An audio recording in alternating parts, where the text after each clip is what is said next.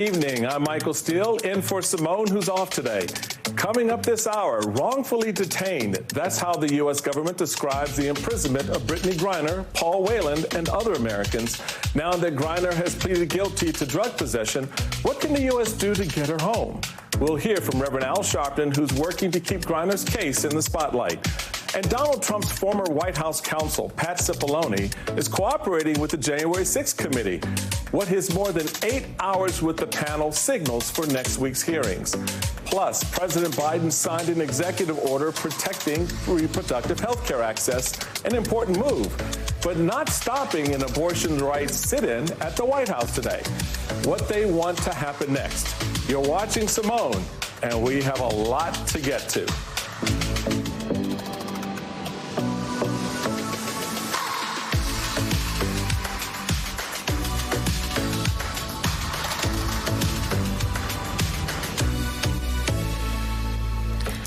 The WNBA is holding its All-Star Weekend this weekend without one of its biggest stars, Brittany Griner, who has been detained for nearly 5 months in Russia. This past Thursday, Griner pleaded guilty for the possession of vape canisters, which Russian authorities said contained cannabis oil, though she insists the canisters were packed inadvertently.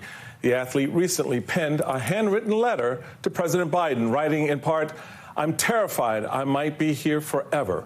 The president has since written back to Brittany Griner and has spoken with her wife, Rev Griner, who expressed hope and the resolve to speak out against the imprisonment of her wife and wrongfully detained Americans there in Russia. Here she is at a press conference yesterday. I want to make it very clear that our next move as supporters for BG is to make sure that the administration understands that they have our full support in doing any and everything necessary to be able to bring BG home, as well as every other wrongfully detained American. I want to bring in Rev Al Sharpton, who was at that press conference yesterday. He's the National Action Network president and host of MSNBC's Politics Nation. Rev Al, thank you so much for being here. Paul Whelan is another American detained in a Russian prison this morning.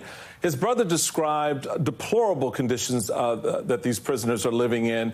You mentioned at yesterday's press conference that Brittany doesn't have access to the news and isn't aware of the millions standing with her. Can you speak for a moment to the level of isolation Griner is experiencing right now? And do you have a sense of the conditions that she's being held in?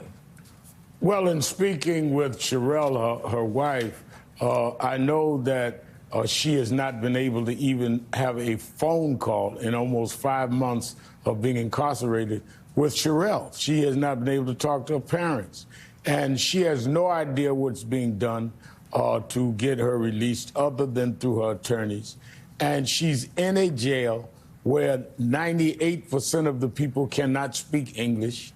She has really no way of communicating. And she's, I understand from Sherelle, transported to and from the court hearings, which are 2.5 hours away from the prison, in a vehicle too small to handle her 6'9" frame. So it is very, very bad. And I think that it is even more frightening, as she expressed in her letter. One of the reasons that I and National Action Network got involved is that when it first happened, we mentioned it. I mentioned it even on Politics Nation. And then we heard radio silence. So finally, after about 4 months, I said, well, wait a minute, let me try to even go visit her as a minister. And I asked for a clergy visit, which got some attention. And then, of course, Brittany's letter to the president got a lot of attention. The lack of public outrage and response from the highest levels of government was something that I felt had to be dealt with. And I agree with the Whelans. They've been there 4.5 years. Whelan has been in jail. There's not been the outcry. We cannot normalize people being held in Russian jails on very, very suspicious reasons.